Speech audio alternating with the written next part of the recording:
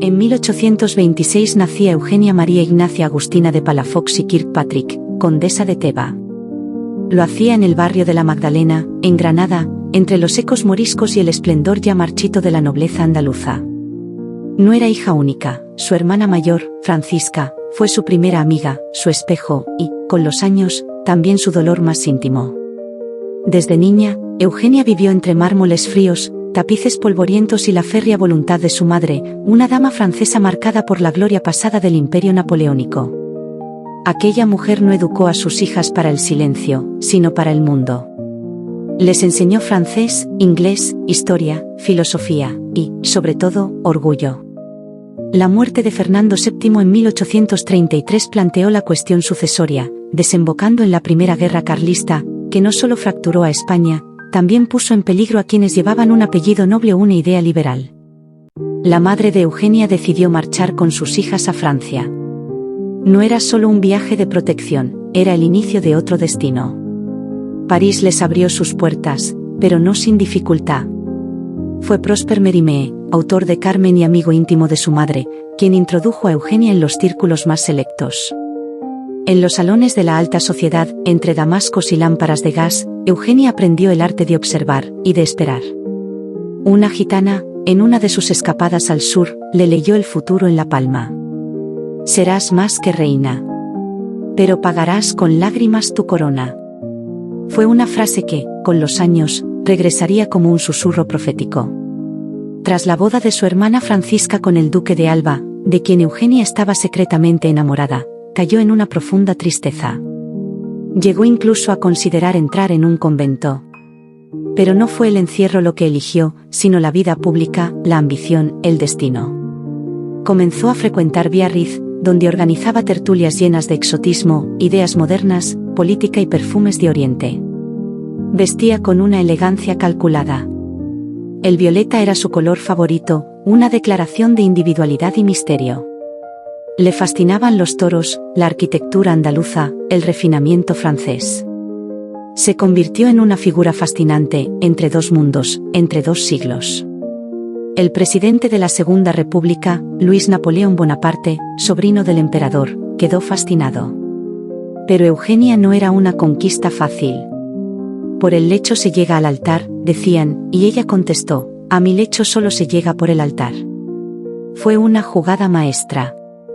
Mientras otras buscaban la admiración, Eugenia exigía respeto. El pueblo francés, curioso y dividido, empezó a seguir su figura. Era hermosa, sí, pero sobre todo, era inteligente.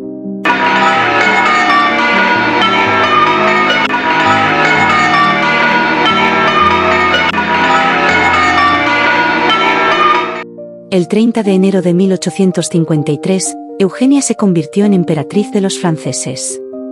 Atrás, quedaba la condesa. Frente a ella, un imperio ansioso por estabilidad, modernidad y esplendor.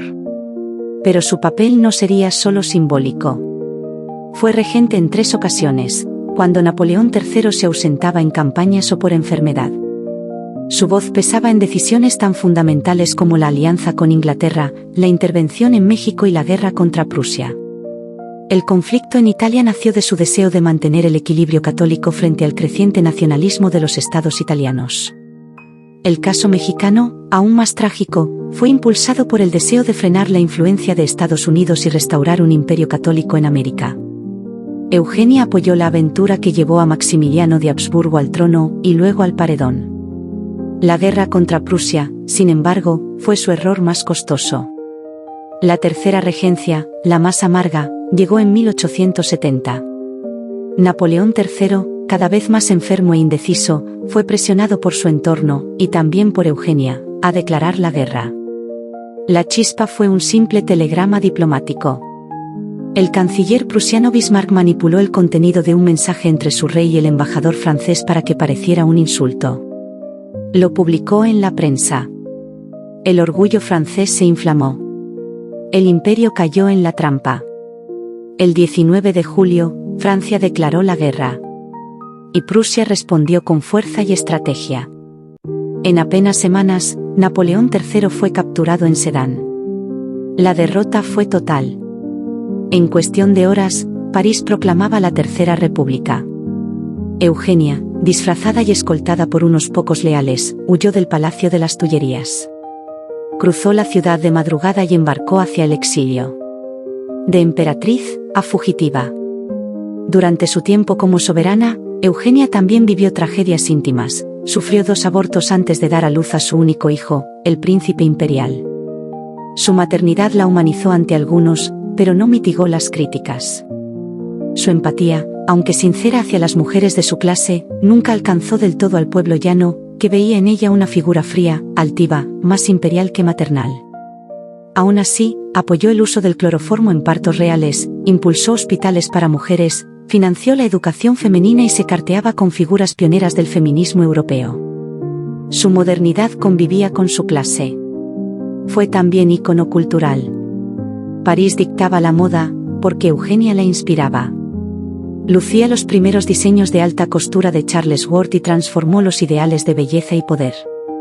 Y también dejó su marca en la historia global. Fue protagonista en la inauguración del Canal de Suez en 1869, símbolo de una Francia conectada al mundo, abierta al comercio, orgullosa de su ingeniería.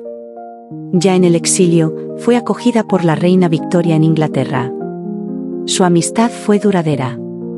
Pero el dolor no cesó. En 1879, su hijo murió en África, emboscado en Zululandia.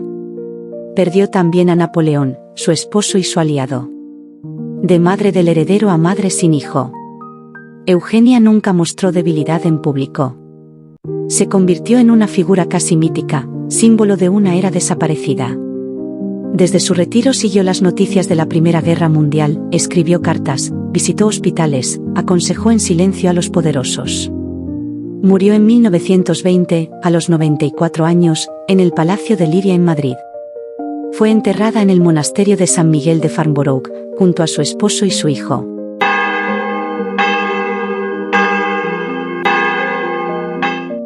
Había sido emperatriz, exiliada, madre rota, y aún así, respetada por quienes entendieron la magnitud de su figura.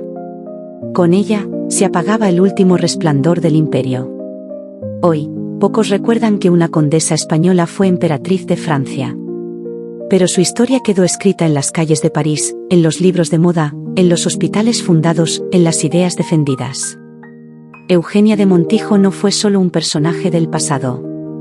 Fue una mujer del futuro, nacida antes de tiempo. Y quizás por eso, aún hoy, su figura brilla con la fuerza de quien vivió muchas vidas en una sola. Su nombre aún resuena entre mármol, pólvora y rosas. Próximamente en este canal.